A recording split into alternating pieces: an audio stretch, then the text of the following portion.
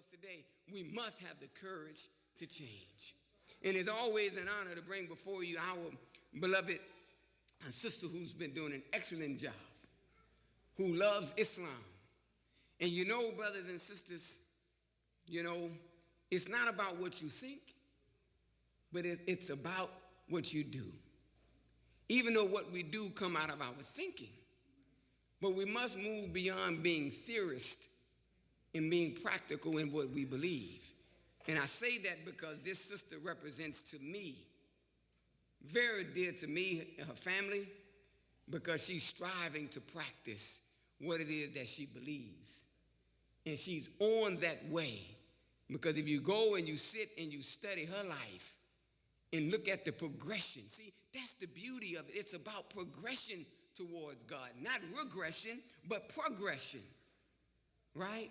And when we are progressing towards him, then he shows us favor. And the scripture says it like this: blessed is a man or woman whom sin the Lord does hide. So let's not show our sin when God is trying to hide them from humanity. And let's receive our beloved sister, Sister Attorney Sadiyah. Assalamu alaikum. Let's receive her with a round of applause.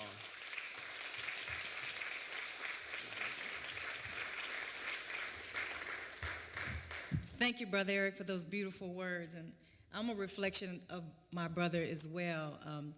For the 10 years that I've been coming here, and I always say this, but it is so true that you can tell time by Brother Eric. You can tell time on Wednesdays and Fridays. You can tell time through his wife. He couldn't have found a better helpmeet than Sister Haji. We as the MGT, we love this sister, and we know that they are both the reflections of each other. So in that, I would like to greet you in the words of peace and paradise, in the name of Allah, the beneficent, the merciful.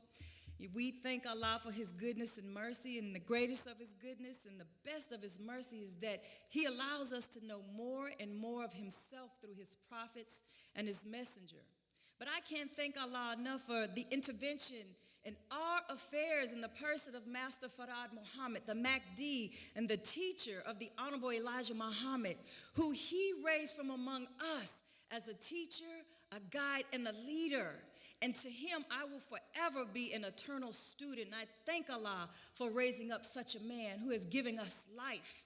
But I also thank Allah for giving us another man that came through the Honorable Elijah Muhammad, and he is our divine mercy and grace in our midst. He is the warner, and he's been sounding the trumpet for so long. And when you look at that man, we know that we see the sun, and he is the epitome of light here on earth. And that man I'm referring to is none other than the Honorable Minister Louis Farrakhan. And I greet you in the words of our language, and he talked about language, the bastard language, English, but our language of our father, Arabic, in the words of peace and paradise of Assalamu alaikum. Oh, I'm not feeling that. Assalamu alaikum. Now those words, when you look at the vibrational energy of Assalamu alaikum, those words have healing in them. Everything in the universe is frequency and vibrations, and when we speak certain words to each other, they give us a certain feeling and they do something to our bodies. And so if I tell you I hate you, you feel a certain way, do you not? But if I tell you I love you, you feel a certain way, do you not? So if I'm giving you peace and blessings, should we not feel a certain way? Praise be to Allah. Now I want to talk about how to eat to live. I was given 15 minutes and I prayed to Allah that I stay within my allotted time.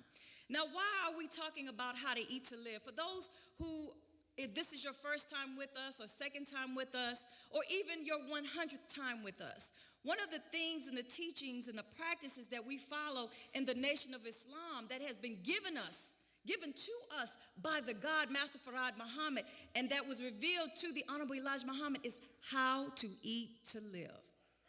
Now, why is that important?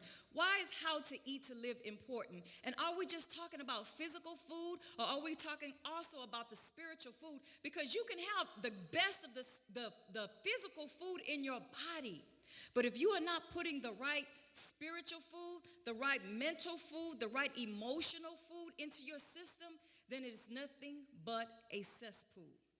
And so when we look at the word live, or life rather, life deals with the organic and inorganic capabilities of humans, of animals, and of plant life, right? And in dealing with life, you have the capacity for growth. You have the capacity for reproduction. You have the capacity to have functional activity. And then you have the capacity to continual change. Now, if you are not growing, what's happening? You're dying, right? If you're not reproducing, that means you're doing what? I need y'all to talk back to me. This is a dialogue, not a monologue. So if you're not reproducing, what does that mean? You're dying, right? If you are not going from stage to stage in life and changing, then what is happening? You're doing what? You're dying. So if you're not growing, you're dying spiritually. If you're not evolving yourself spiritually and mentally and emotionally, you're dying. If you stay stuck on the same stage as you were when you were a little baby, as an adult, would somebody think something's wrong with you? Right? If you are still nursing from your mother's breast as a grown man, would somebody think something is wrong with you? If you are still stuck in first grade elementary school, but yet you're a 30-year-old person, would somebody think something is wrong with you?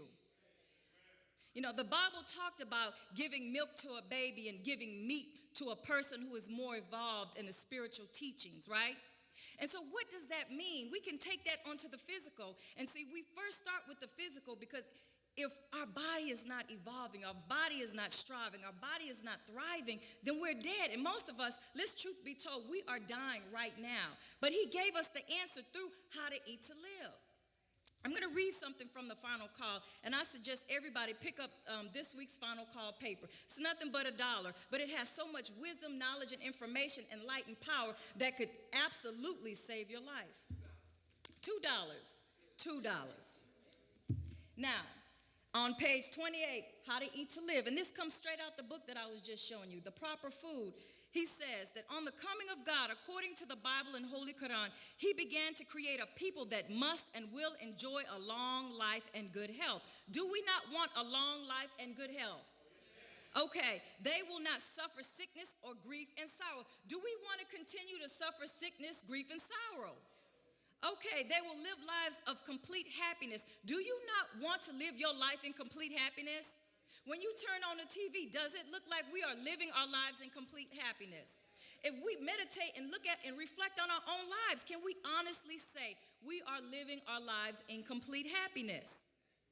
Okay, so the earth is full of food, but good health cannot enter our bodies until we have the proper food for our way of thinking. We cannot enjoy peace, good health, joy, and gladness of heart.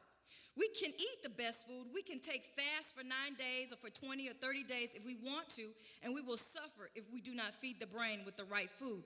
These two bodies, the brain and the digestive system, the digestive tract, have much in common with one another. Whatever hurts one, hurts the other. We must treat both well. Now, this book, this teaching is not a new teaching, but scientists right now are bearing witness to these teachings. They have found that the digestive system, your GI tract, that from the mouth all the way into the end of your intestinal tract is what they call the GI tract. And they said that that particular system in your body is literally connected to your brain. Not only is it connected through nervous system, but it's also connected through the chemical system, through the hormones. And so whatever you put inside of your mouth, it literally affects your brain. So how many of us, just a show of hands, we strive to try to eat organically or naturally?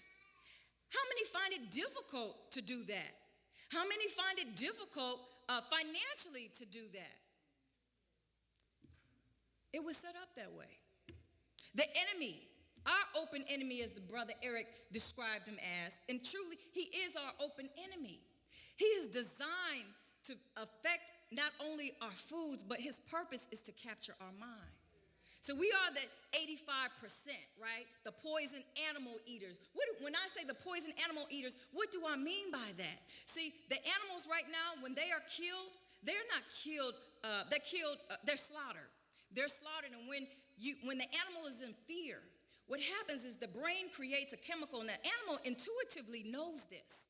And so the chemical that is produced is poisonous to the body, right? And so the animal knows and is frightened and has anxiety that it's about to be slaughtered, and it floods its blood and it floods its system, and it goes into that meat. And see, how many of us, we love our meat, right? We when we cook it, we love the smell of it, the charredness of it, right? You know, I can raise my hand. I say I'm a closet carnivore every now and then. I try to sparingly eat meat. But that smell that we get from meat, do you know what that is? That's uric acid, urine of the animal. And we love that smell and that taste as well. And then when the meat is tender, you know what that is? That's petrification from the intestines flooding the body when the body is dead. And so that taste that we get and the feel of the meat, we're enjoying the defecation and the urine of that animal. Just putting it out there. Now, the number one thing as Muslims that we do not partake in, we could fall by the wayside, but I promise you, the one animal that we will leave to the side is that hog and that the flesh of the swine. Because that's part what, family? Part what? Dog, rat, cat, and everything else that animal will eat. It will eat its own young, and it's so full of poison. But see, the enemy knows that they will make that piece of meat very affordable and easy to attain, right? Because in that particular meat, there are certain type of worms that once it floods into your system, and you can cook it as hard as you want to, cook the heat, make it, cook it as high as you want to, but it does not kill that worm. All it does is makes the worm come alive, the trick worm come alive. And it attaches itself to the spine, and it travels up to your spine, and it travels into your brain. And when that worm is in your brain, it is almost nearly impossible to remove that from your brain. So here we have this worm that is eating your brain alive, and you don't even know it, and you don't know why you cannot clearly think. You don't know why you have so much fear in your life. You don't know why your emotions are all over the place. It's because we have deviated from God's law. And see, he gave us a law of how to eat to live. If you read the Bible, those who refuse don't want to read the Quran. Let's go to your Bible. Moses had a dietary law for the Jews, right? And it is said that if we can eat the same food that the Jews eat, and they can eat what we eat, but even still, they can have the best food, but if their mind is not right, it doesn't matter what they put in their mouth. It's not what we eat that defiles us. Really, it's what we think that defiles us. Again, it is the right spiritual food along with the right physical food together.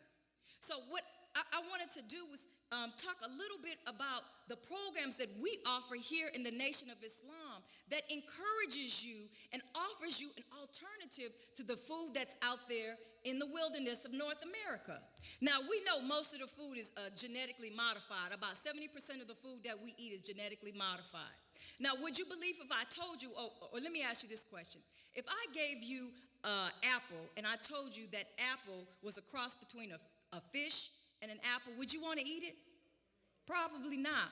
But in reality, that's what some of the apples are and some of the tomatoes are. Why? Because they'll take a piece of the genetics of this fish because it can withstand cold temperatures, and they fuse them together, and we have a grafted fruit. Or how many of us eat cuties or give cuties to our children, or eat watermelons that don't have any seeds, or grapes that don't have any seeds, or fruit, period? Many of us. But do you know that's a genetically modified fruit? It is not real. It's of the grafted type. And we know as a part of the grafted type that we don't get that which is pure, which will affect our bodies. It causes us cancer, and we wonder why we are sick and we can't think right. So what I wanted to do is encourage everyone to partake in the Economic Blueprint program, economicblueprint.org. Can y'all say that with me? economicblueprint.org.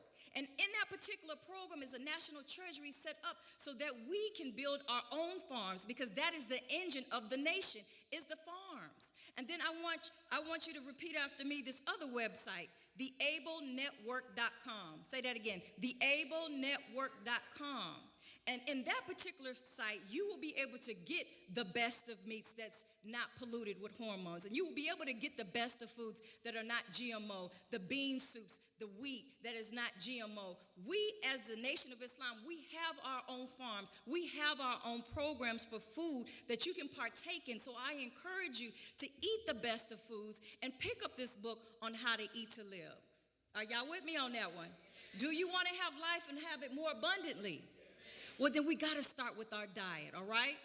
So I leave you as I came before you in the words of peace and paradise. Assalamu alaikum.